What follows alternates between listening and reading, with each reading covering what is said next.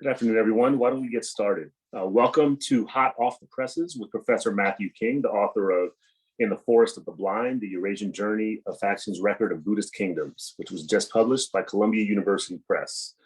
My name is Dylan Rodriguez, he, him pronouns. I'm the co-director of the Center for Ideas in Society, and I'm here on behalf of my my co-director, Jeanette Cole, and Executive Director Catherine Henshaw, who is also present.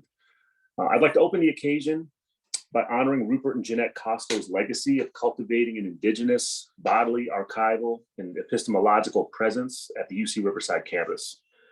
The Cahuilla, Tongo, Luiseño, and Serrano peoples remain the original surviving and persistent human caretakers of the land, water, and air that is occupied by the University of California.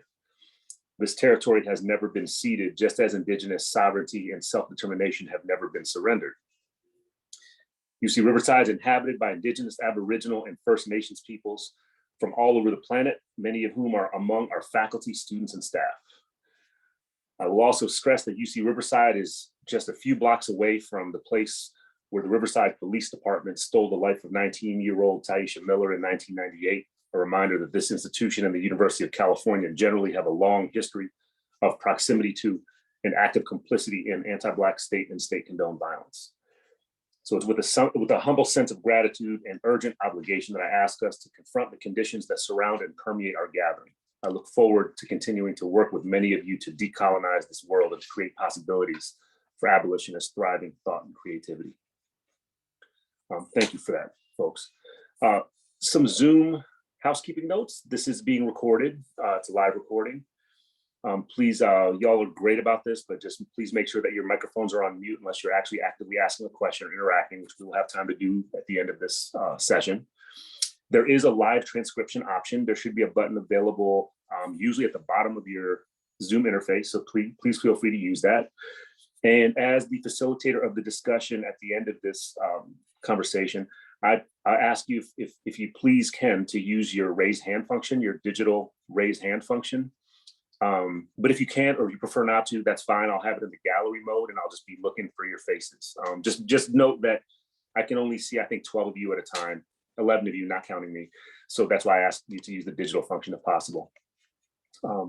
With that, let me introduce our speaker and our author today. Professor Matthew King is an associate professor in transnational Buddhism in the Department of Religious Studies at the University of California, Riverside. He currently serves as Director of Asian Studies. He is interested in the social history of knowledge in Tibet, Mongolia, and Siberia during the late and post-imperial periods, especially the lives and work of the victims of mass violence and erasure in Asia's earliest experiments in state socialism. From the perspective of inner Asian actors, his work also explores alternative histories and methodological possibilities in the histories of science, nationalism, and the humanities. His next most recent book is Ocean of Milk, Ocean of Blood, a Mongolian monk in the ruins of the Qing Empire, published in 2019 by Columbia University Press. With no further ado, please help me welcome Professor Matthew King, and I cede the microphone over to you, and I look forward to hearing you.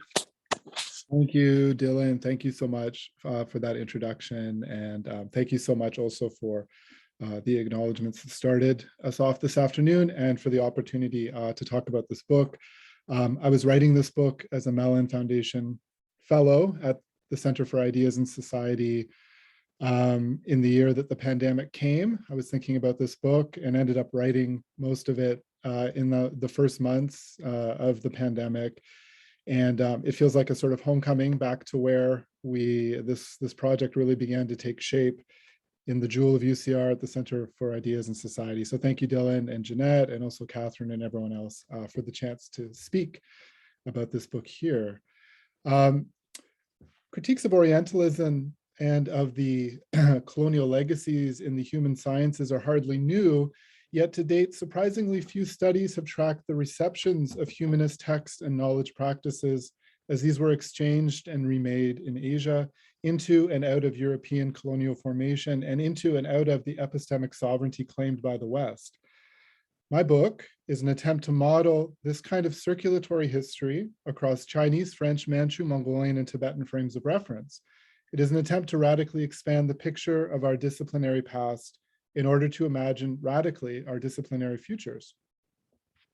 As you'll see, the sources my book considers refuse any pretense to the universal, to sovereign knowledge itself, or to the indefensible binaries between the site of scholarship and the source of knowledge. The circulatory history I explore focus on interconnected 19th and 20th century projects across Eurasia to make sense of the ancient walking and witnessing of a 5th century monk named Faxian, who we'll meet in a minute.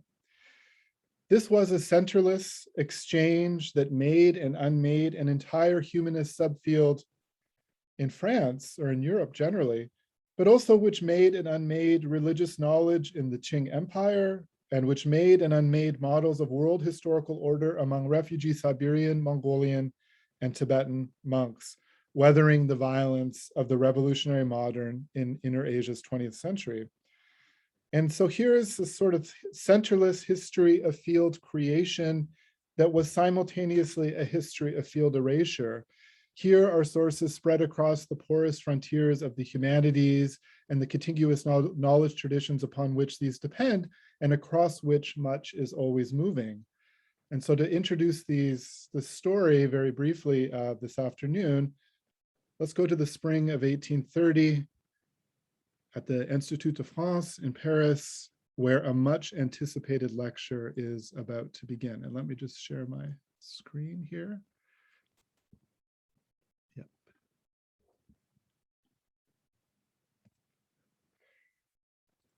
So the savants of Paris whispered excitedly as they took their seats facing the empty podium. The speaker waiting to take the lectern was Jean-Pierre Abel-Remusat. Just over 40 years old, he was considered a master of the Orientalists' interpretive art. Those who gathered knew him as the first, quote, the first sinologist in France, even in Europe, in the modern sense of the term, unquote. By 1830, Abel-Remusat had distinguished himself for much more than sinology. In the language of fact and an event, for decades, he had pioneered scholarly practices to discipline Buddhism, the Buddha, and Buddhists as objects of history, geography, and philosophy in Europe. Paris was then the global hub of systematic Orientalism, and at the center of the Sciences de l'Orient Buddhiste was Jean-Pierre Abel-Remusat, its first professional practitioner.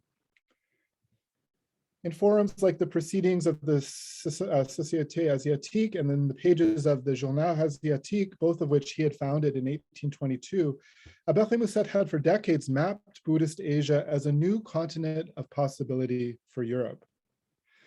Without any precise physical location, its geography was not of the media of earth or water. Its sovereign territories were inaccessible to marauding imperialists manning salt-logged boats or dusted caravans. The Buddhist Asia illuminated, or perhaps we could say objectified, by Abel-Remusat's scholarship was not any place, but an abstracted field of association among places. From its misted over topography, to use the exoticizing language of Abel-Remusat in his milieu, their disciplinary practices gleaned previously unknown moral and metaphysical resources for the project of becoming modern in Europe. Controversially, among his critics, Abel-Remusat surveyed Buddhist Asia's slopes and spires as they wound across Central, Inner, and East Asian scripts and dusted texts, many of them previously unknown in Europe. Out of the mire of the non-West, the central organizing category of this work, and of Orientalist knowledge in general at the time, Abel-Remusat's methods set nations like Cambodia, Tibet, Java, and Japan into analytical relation. Across their differences, they appeared now as sharing some deeply historical set of disciplines, ideas, and moral orders. Buddhism, on this pioneering scholar's mosaic-like view, was spread across Chinese sources as much as Sanskrit ones. The life of the Buddha, and it was Abel-Remusat who first gave Europe the first biographical picture of the Buddha, was to be found in Mongolian and Manchu sources as much as in Pali. While the philosophy of Buddhism surely originated in India, Abel-Remusat argued, the doctrinal substance of Buddhism could be illuminated only by rigorous comparison across interacting connected ideas, histories, and literatures across the sort of eastern lengths of Eurasia. So many of those seated in 1830 lauded Aberle Musset as a genius, a luminary who had established a scientific field single-handedly. In public writing and oration about him from the 1810s to the 1840s, he was often ranked next to Newton and Pascal as the individual wellspring of an entire field of science. But closer examination of his published works, his letters, and the impressions of those who knew him reveal his debts. The first reservoir of practices from which Aberle Musset disciplined Buddhist Asia was a biblically derived philology applied for generations already to the languages and literatures of what they considered to be the primitive, in the sense of the original non-West.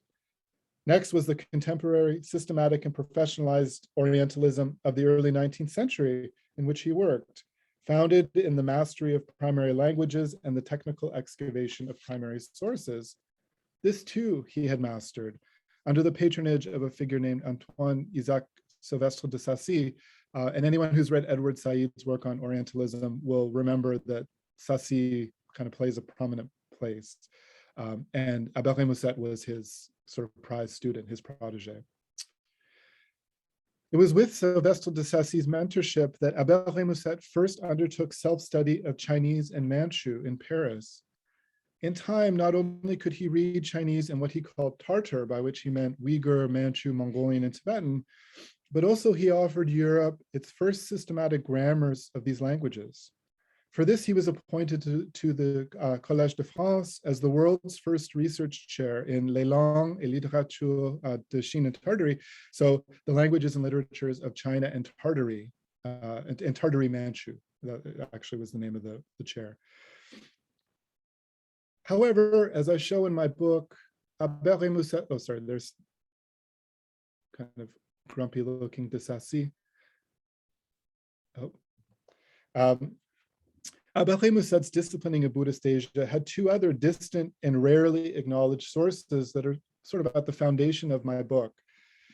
First was a pre-Darwinian model of racialized and nationalized descent, derived explicitly from the great German philosopher and mathematician, Leibniz. And here I'll thank my colleague Adam Harmer from philosophy for helping me work through some of these references very generously. Leibniz's project on universal characteristics, which understood all diversity as mirrored and relational, proposed that all differences could be translated into some sort of single universal grammar. Using what he claimed to be the same procedure a century later, Aberle Musset and his colleagues thought they had similarly, quote, recognized the original community of tribes now separated by extraordinary distances in Asia, and had produced what they called a genealogical table of the original communities that populated ancient Eurasia. In explicit reference to Leibniz, Aberle Musset and his closest colleagues invented Buddhist Asia as a vast continent of similitude overlaid by only superficial difference. Its mosaic of scripts, peoples, and ideas masked vast networks of relation, interaction, and mobility. The objects of history, philosophy, and geography were to be made by finding and translating mirrored language and concepts in such what he called idioms or vernaculars as Chinese, Sanskrit, Manchu, Mongolian, Pali, Tibetan, Burmese, and Korean, but also in Latin, German, Russian, French, and English. Now, the other major methodological wellspring for Aberle Musset's Science of Buddhist Asia, I discovered in this book, came from polylingual reference works produced in the 18th century in the Qing Empire. The sovereignty of the Manchu ruling elite and the nature of the Qing imperial formation, though of course never consensual and always in flux, were founded in overlapping models of Chinese, Manchu, Mongolian, Tibetan, and Uyghur or Chagatai ethnicity, language, religion, and history. Many dictionaries, vocabularies, and other translation tools produced in the 18th century courts of emperors like Kangxi and Qianlong had been collected by French envoys and deposited upon the shelves of the Bibliothèque Royale, where Aberle Musset was appointed in 1824 as conservator. In the archives of, so here's an example of these polylingual dictionaries, pentaglot dictionaries. Here on the left-hand column, going from top to bottom, is the Manchu, Fuchihi for Buddha, and then Tibetan, Sanje, and then going down Burkhan in Mongolian, Fo in Chinese, and so on. In the archives of the in the archives of the Bibliothèque Royale, I discovered that already as a student in the 1810s, Albert Musset had poached a comprehensive view of the form, languages, organizing concepts, and equivalencies of Buddhist Asia directly from Qing encyclopedias and resources. So here's Albert Musset's handwritten Latin and Mongolian, Tibetan, Chinese, Chagatai dictionary, which he had sort of hand copied from the Bibliothèque Royale, and which are in the background of the first articles ever written about the Buddha as a historical figure and Buddhist Asia as an object of a science in Europe. As the scholarly fame grew, still more Qing texts and resources were sent to Albert Musset by colleagues from around the world, from missionaries in Beijing and correspondents in Russia and all around. Eventually, his interest would become piqued by references to an ancient wandering monk named Faxian in a Qing collection that had been cataloged, though unread, in the libraries of Paris. So Albert Musset's science of Buddhist Asia, not just his sinology, thus owed a fundamental conceptual and methodological debt, not only to the Orientalism of his day, not only to some Leibnizian tableau of racialized and linguistic difference, but also more directly to Qing-derived models of language equivalency and flattened models of place, time, and Pan-Asian connection. While he is mostly forgotten today by field historians outside of sinology, across the Asian humanities today, certainly in Buddhist studies, we are indebted to Albert Musset's poached practices, positivist evidentiary scholarship founded in language and literacy, examined in Pan-Asian comparison, text criticism, and philological reconstruction. And so in 1830, in Paris, that hall at the Institut de France was crowded, hushed, and expectant. Jean-Pierre Albert Musset was there to deliver the state of his new research. And so let's join him as he clears his throat, arranges his note, and fills the quiet of that long ago May. After welcoming his audience and thanking his guests, Albert Musset announced that his lecture would share preliminary findings from a not yet written book.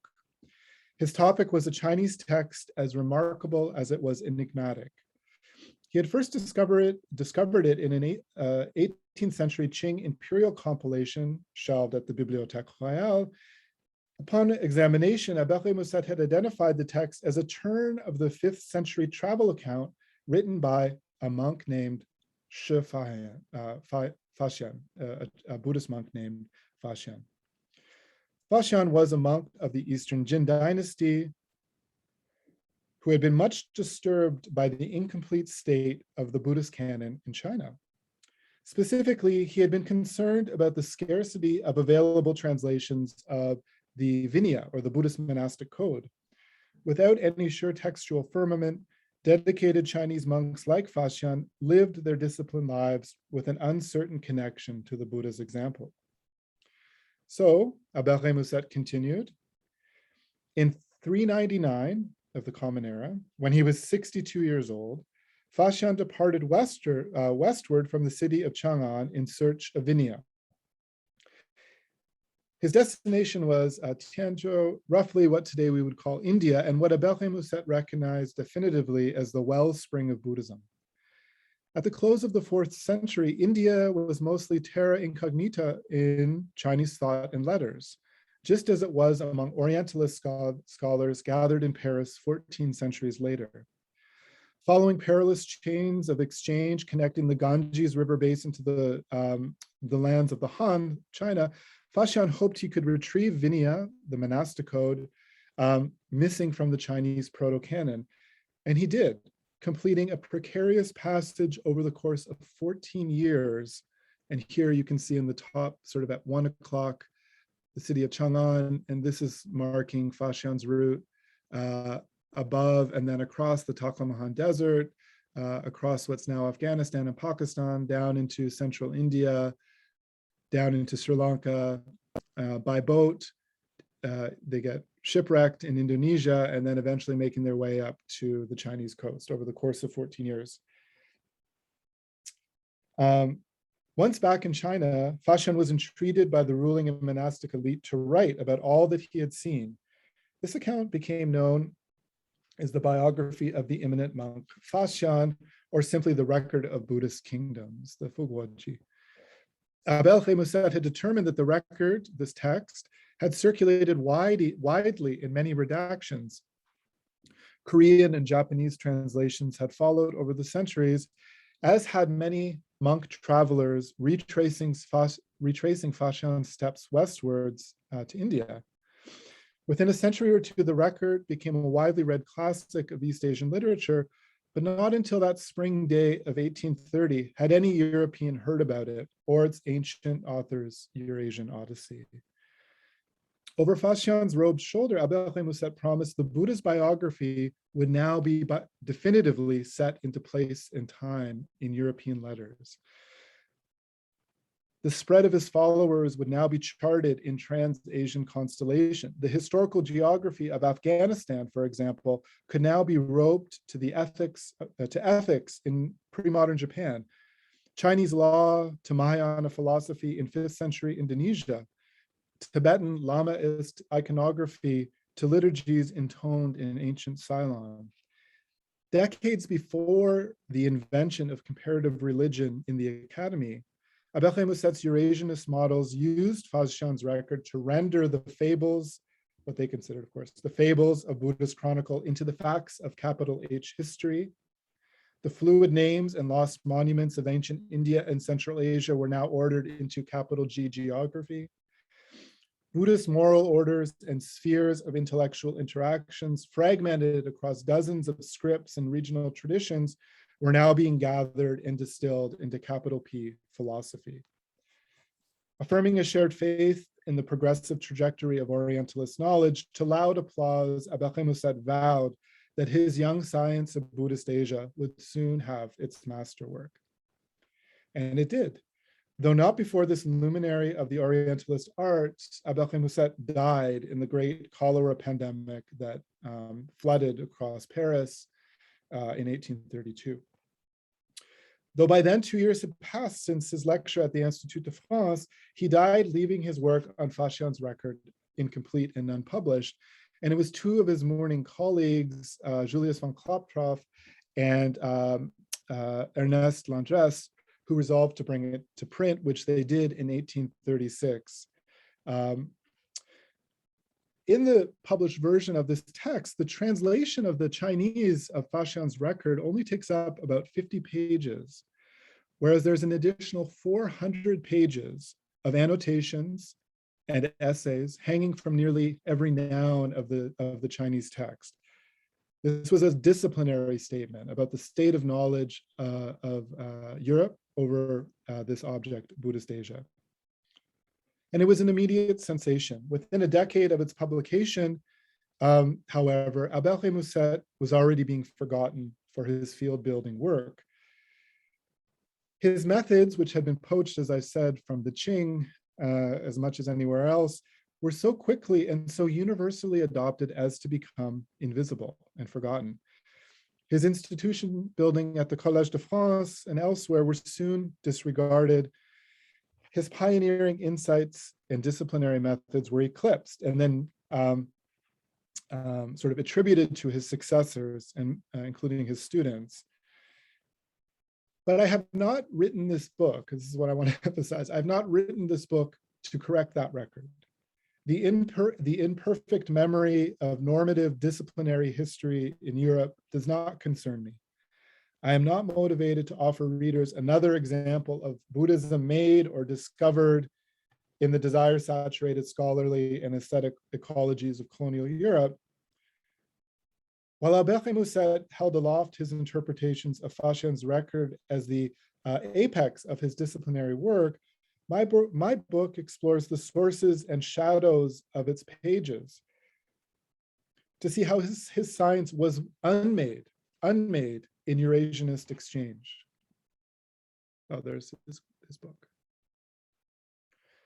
So to find that story, I needed to follow the play of silence and speech in centerless exchange after Albert Musset's death, effectively, between Paris and the polylingual courts of the Qing Empire, the nascent Siberian Academy, the Mongolian Buddhist monastic college, and the Tibetan refugee settlement. An example of the kind of figures that my book, here's the spread of figures and texts and interpretive sites that my book is looking at. An example of the kind of figures that my book considers are the Buryat Siberian luminary Dorji Banzarov, a fascinating but hardly studied figure in the intellectual history of Russia and in the Asian circuit of humanist and social scientific methods outside of Europe into Asia's heartland. A Siberian loyalist to the Tsarist court, Banzarov was one of the first Asian Russian subjects to be trained in European scholarly practices, including in ethnology and in philology. Like Albert Musset, Banzarov was a disciplinary pioneer. For example, he produced the first ethnology of Siberian shamanism, as he called it, a concept still found in world religion textbook. We teach such things that you see are here.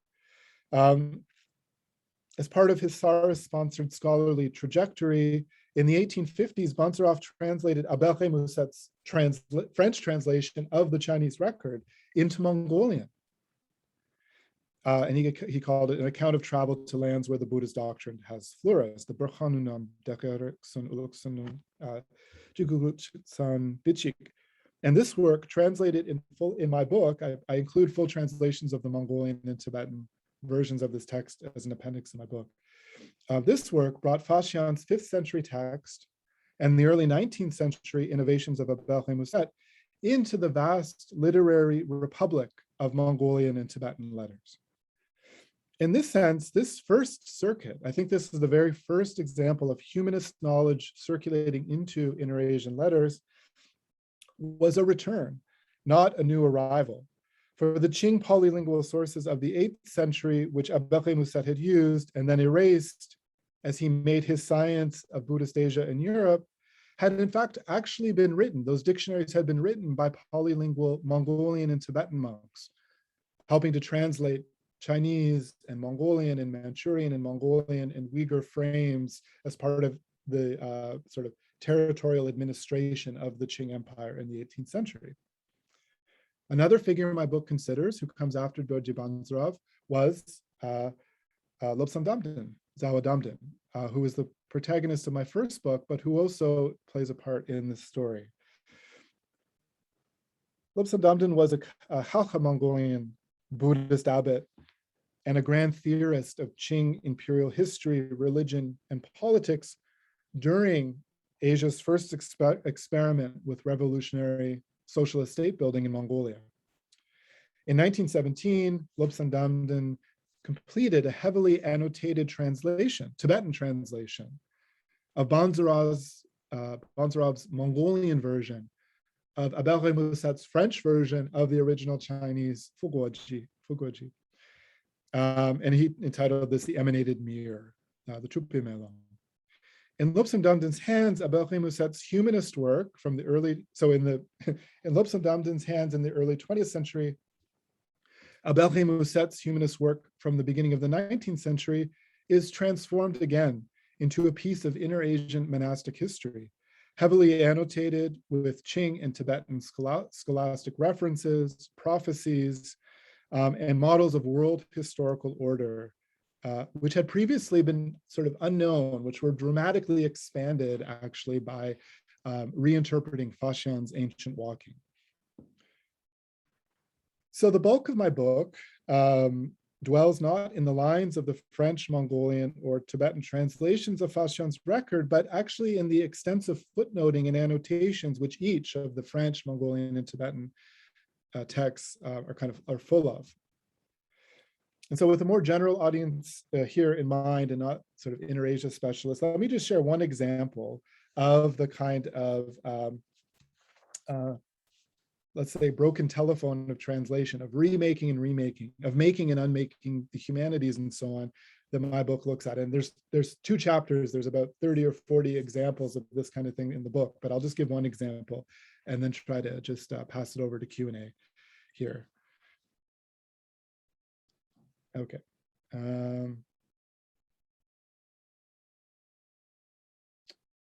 Okay, so in the original record, Faxian's original Chinese text, as he moves westward from the state of Shanshan, moving around the old Silk Road routes around the Taklamakan Desert on his way to India, Faxian and his party hopped between Buddhist kingdoms ringing the vast Tarim Basin. In the original, I think I have it here, in the original Chinese text, Faxian notes in passing that each desert kingdom that he passed during this leg of his journey was like the other, except, quote, in each country, the barbarian language differs, end quote. The term Faxian uses for barbarian is a common one, who, however, as elsewhere in the circulatory history of the record, a single word opens opportunities for European and Inter-Asian readers to find themselves in the deep history of Faxian's walking. In France, Albert Musset had originally translated the Chinese faithfully into French. Something like, except that in each country, the barbarian language differs. But in his footnoted reflections upon Faxian's reference to barbarian languages, Albert Musset elaborates, quote, Faxian's remark gives us reason to think that the tribes, or les peuplades, I just translated as tribes, who lived west of Lope Lake up to the edge of Khotan, all belonged to individual races and had different languages. Certainly they were Tungustic, or Tibetan, Turkish, or a few Gedic vernaculars, or perhaps some other unknown tongue, end quote. Now, if we skip forward to the Tibetan translation, which is the last in this long circulation, we read, we see Lobsang Dandan not using the expected word for who or barbarian, something like lalo, as he uses in most of his other Tibetan writing. Instead, remarkably, in the very body of the Tibetan translation, the languages that Faxian heard in the deserts west of Shanshan become Uyghur. How did Lobsang Dandan have Faxian walking across the territories of the Uyghur, a people so recognizable in the pan-Eurasian imagination of this early 20th century monk historian? As in dozens of other examples that my book explores, the answer comes from chains of silencing and interpretation that include but also exceed the humanist interpretation of Albert Musset. In the body of the French translation, Albert Musset gives Le Royaume Ui for the Chinese territory of Yanyi, referring to Karshar. Albert Musset apparently misread the first character, which is more appropriately read as Wu, as as Yan, combined with the second character Yi, which is another sort of synonym for barbarian. Albert Musset's wording reads, the barbarians of U. But who are they? In footnotes, neither the Frenchman nor his editors could find any reference to a people called Ui. In a footnote, Albert Musset came up with a guess. Ui, quote, is easy to recognize with the help of a simple correction. Instead of E, barbarian, it should read Hu, which has the same meaning. Not recognizing his misreading of the Chinese, Albert Musset decided that some Chinese editor, perhaps back in the 5th century, had likely, quote, substituted one word for the other, as they were wont to do, end quote. The result in the transcription of the French text is thus not the country of Yanli, but, quote, the country of Uhu. And so Albert Musset concludes in his footnotes, Uhu would be the name of the Uyghurs. Now, in Siberia, 2 decades later, Banzarov, who had access to the French footnotes as he made his Mongolian version of Faxian's text, takes up Abel-Remusat's guess and simply writes Uyghur without comment into the body of the Mongolian translation. From this, in the Mongolian record, Faxian walks from society to society between Shanshan and Yanli, observing, quote, that each was similar to the Uyghur nation, or Uyghur Ulus in Mongolian. Reading Banzarov's Mongolian a generation later, Lobsang Damtin simply amplified this narrative in Tibetan.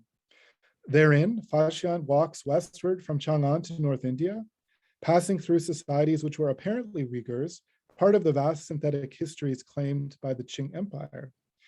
In the Tibetan record, because of a misguided guess by Abel-Remusat in Paris a century earlier, Faxian thus witnessed a shared pan-Tibetan-Mongolian past that is repeated in dozens and dozens and dozens of ways that my book explores, which are just beyond the scope of this talk. Basically, Faxian in the Mongolian and the Tibetan, Faxian finds Mongolians and Tibetans in India, all across kind of Buddhist Asia in ways that were very powerful and pertinent for not just Siberian and Mongolian authors writing during the revolutionary violence that marked the collapse of the Tsarist and Qing imperiums in the second decade of the 20th century, and the rise of revolutionary socialisms that quickly turned violent against Buddhist monastics. But it was actually also the reference that Tibetan refugees writing, who had just been annexed by the Chinese arriving in China and who were sitting in refugee camps in India, they actually appeal to Faxian's ancient walking in the first monastic history written in the refugee camps in the 1960s. Faxian already, because of the circuit my book is reconstructing, gave them the biggest historical picture of all that had been lost in the events of the 1950s up to 1959, and then through the Cultural Revolution as well. Anyways, all beyond this talk. So in conclusion, let me just finish up. Over the course of researching and writing this book, my organizing questions changed substantially. I began at first wishing to append a previously unstudied Inner Asian chapter to the established scholarship on Faxian's record. I then thought to put Abel-Remusat's life and career into conversation with his later Inner Asian readers, his previously unstudied poachers and saboteurs. Although the final version of the book still pursues both those goals, I eventually realized that thinking these materials in relation to one another was an opportunity for a far wider project. And this was to trace a centerless, circulatory history of the ecologies of interpretation that include the making of humanist knowledge, but also its unmaking. I came to think of this circulation as the doing of anti-field history, which resists the expectation of linearity, impact, and influence, especially stemming from Europe into its colonial and imperial frontiers, and expecting instead erasure, silence, and dissonance. Thinking against field history is full of disciplinary possibility.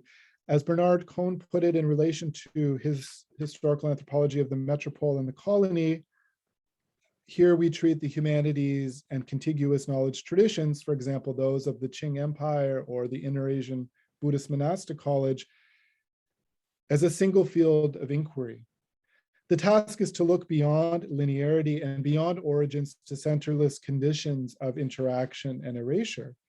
To repurpose Saidiya Hartman's phrasing, the result is, quote, to illuminate the contested character of history, of narrative, event, and fact, to topple the hierarchy of discourse, and to engulf authorized speech into the clash of voices, end quote.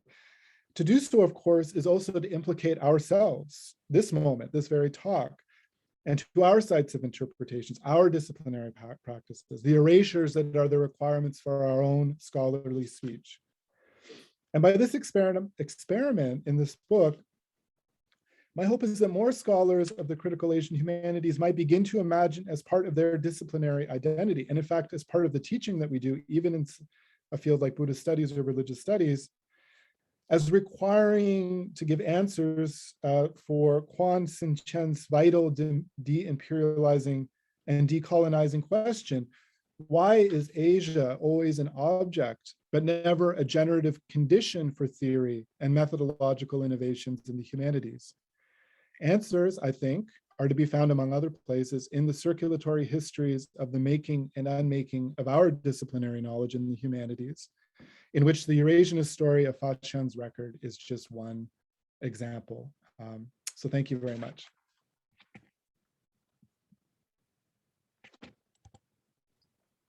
Soak in the virtual applause, Professor King. I was just typing in the chat, but I'll just say it out loud. If it's cool, I'd like for folks to start thinking about, if not preparing, your questions for the discussion. We have about 15 minutes with our author to open things up. So I'll do my best to facilitate, and let me pay attention to who might be raising their virtual hand first. Please feel free to do that.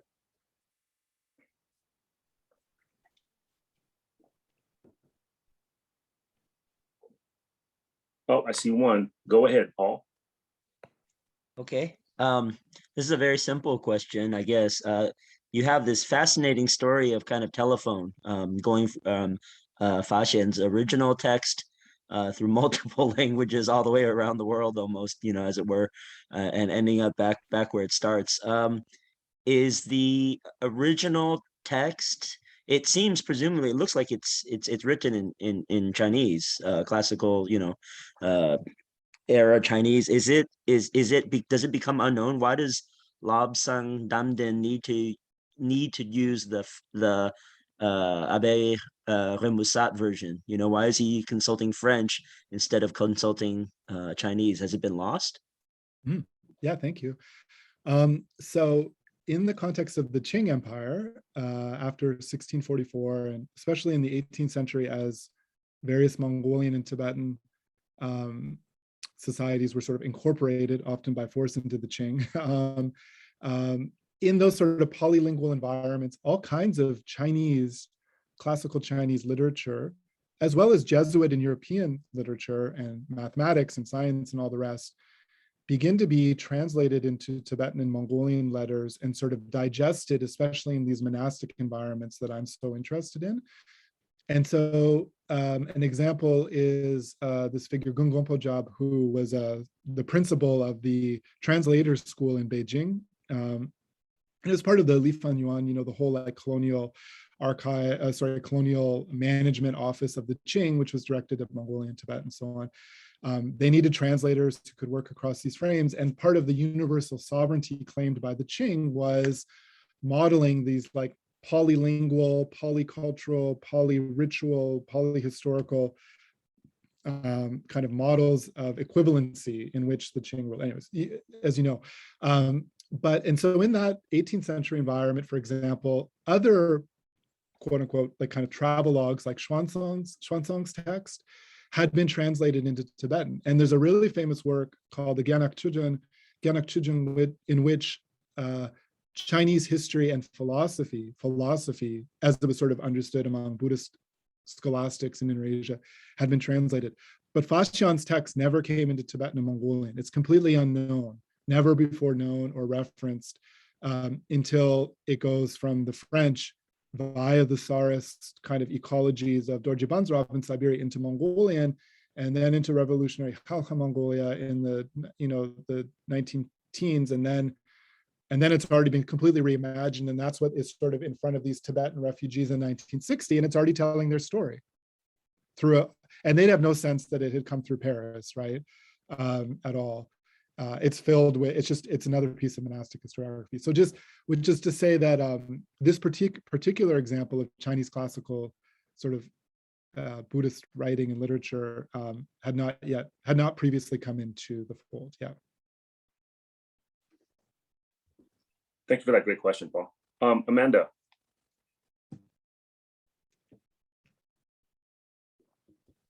Amanda, Sorry, I'm driving. There you go. You're good. Thank you.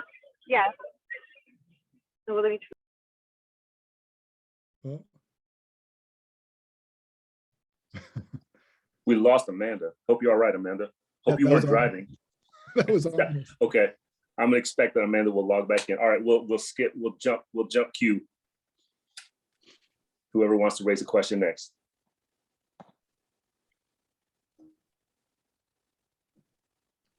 If you're having trouble using your virtual hand, just you could turn your camera on and just show your face, and I'll call on you.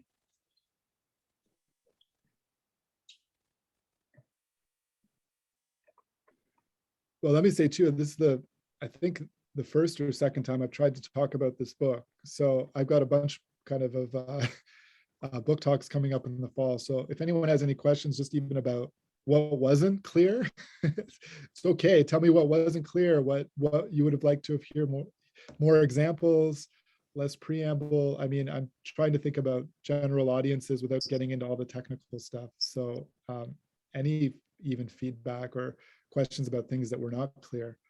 And Amanda's joined us again. So Amanda, you're on if you're available. And Aishwarya, were you about to ask a question? No. Oh, okay. I just saw your face, so I thought maybe you were going to ask something.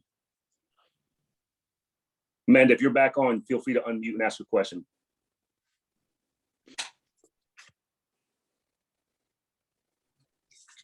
Okay, are you there? Can I ask my question yet? You're ready. You're ready. I'm sorry for the mess up. So the question is, Faxian is like wildly famous in Indic studies and South Asian studies, where I kind of grew up in the academy.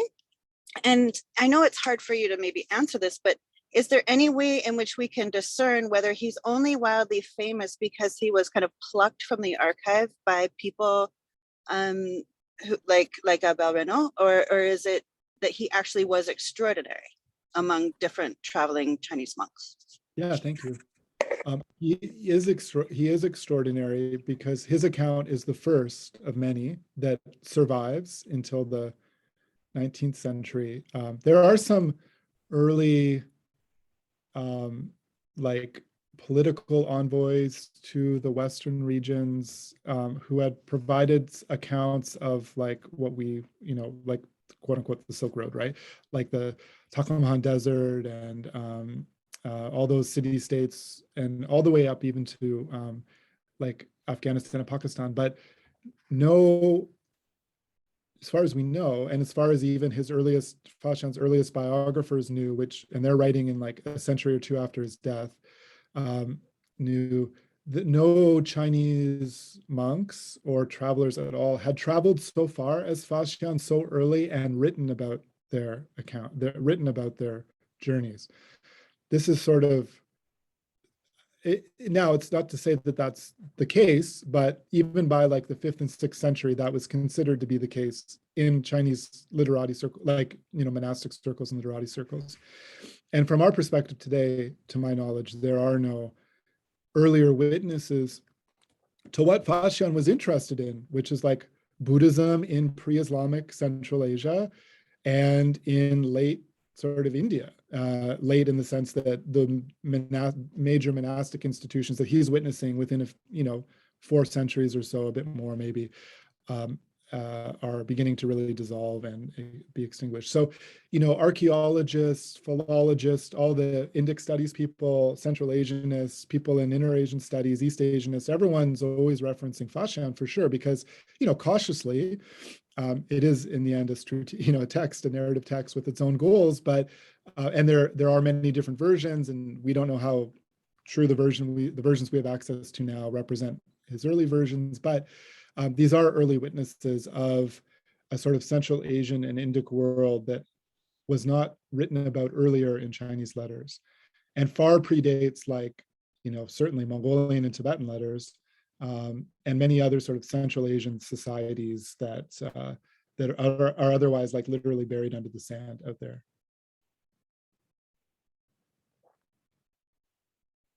But Abel Musat's the first one to let everyone know about him in the context of like this like Orientalist, European colonial scholarly world. And that's also what, as I've said, helps all these inter-Asianists reimagine their own history in his footsteps, although to radically different ends than Aberré Mousset's. Very good, very good. Kalzang, you have a great question that's already been up by at least one other person. So do you want to ask it? Do you want to ask it live, or do you want me just to read it from chat? Happy to do either one.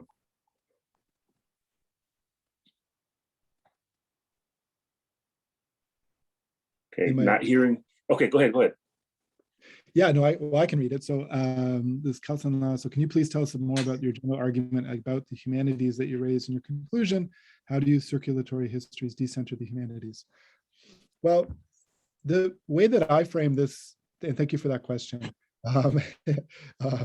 is that, I'm really interested in not just naming Eurocentric sort of European derived genealogies in the categories that we use and seem to always, struggle to not reproduce in our scholarship, but to sort of, do that experimental work of thinking about what is the otherwise, what is outside. And specifically, I was really influenced in this book by the work of Wael Halach, who wrote Restating Orientalism. And that work to me was very insightful.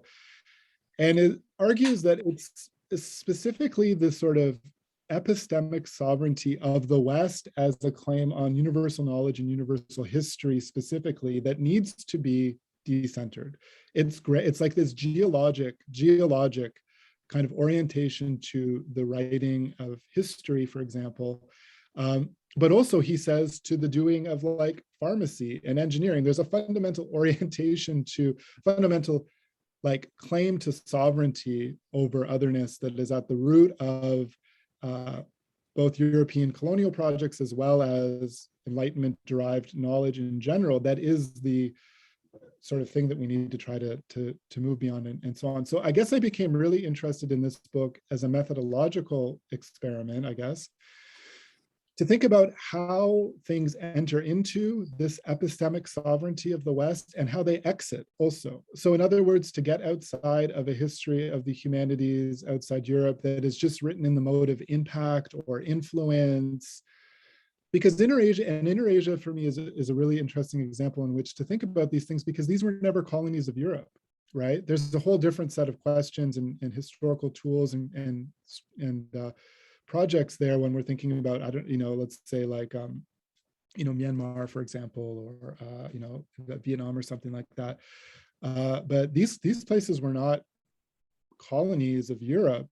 In fact, the West and its epistemic as a site of universal knowledge and history and as a whole in the humanities and its sort of like imperial and colonial context were just like, they're unknown. They're not even referenced. They're meaningless. You know what I mean? So for me, it was like, not only to emphasize and underscore the ways that humanist knowledge is founded upon knowledge practices and tools and techniques and disciplinary knowledge from elsewhere. And in your own work, Kalzang, in the context of Sikkim and those like, Tibetan and Sikkimese and other helpers of those early Western scholars of Buddhism who were erased. I mean, for me, it's a sort of similar project, right? Like, to recenter or to include in the story of our disciplinary histories the knowledge traditions from which their analytical methods were derived, but which are often erased, like the Qing. And then also to think about how that such knowledge leaves any reference to the epistemic and political sovereignty of the West, how it's remade into prophecy, how it's remade into other models of world historical order, which are not beholden to fundamental ideologies and orientations that are guiding imperial and colonial projects in Europe. And so from that perspective, and I kind of am, I'm trying to be lightheaded in it, but I'm thinking in this sort of like centralist, Deleuzian, rhizomatic, like we're not starting with Europe and getting to modernity in Asia. You know what I'm saying? We're thinking about what are centralist conditions of exchange. And by including a wider frame in our disciplinary histories as humanists, I wonder in these broader circulations if there's models of agency, of relational models of knowledge, of other models of time, place, and other obligations of knowledge, in fact, that we might center productively in our own practice as educators and historians. And so there's a number of those that I'm kind of like exploring in the book. But in the end, like I'm trying just to do a methodological experiment to think about what goes in one end of the machine of the humanities that is often not included, you know, and then what is often erased in this sort of triumphalist like European era, and then also what happens to on the outside, but not in a mode of impact or influence, but as just sort of this constant flux of exchange and of erasure, in which Europe and the humanities and the very presumption to universal sovereignty is itself erased in a heartbeat. Within a decade or two of that's like triumphant, you know, statement on the science of Buddhist Asia that Hegel's reading and Nietzsche and Schopenhauer and all these guys out in the Gobi and in the steppes, they don't care, right? So that's what I'm just trying to think about in the book, and I have some examples there as well. But maybe briefly, that's where I'm trying to go with this.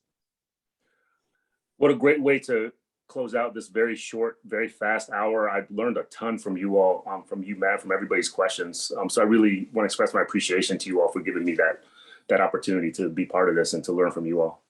Can we express one more time our gratitude to Professor Matt King for bringing this to us and creating this gift, this book. Thank you. Thank you all so much for your attention and generosity, and thank you so much, Dylan, for finding time to hold this. No, this is my time. This is my time. No, thank you. Thank you, everybody. And yeah, check out the Center for Ideas Society website for the future events. Matt's been very involved with the center, this year and recent years. I know a bunch of y'all have as well. So this is an excellent exemplification of the kind of things we do. And yes, this recording will be posted probably imminently. Thank you, everybody. Have a good afternoon. Have a safe afternoon. Be good to each other.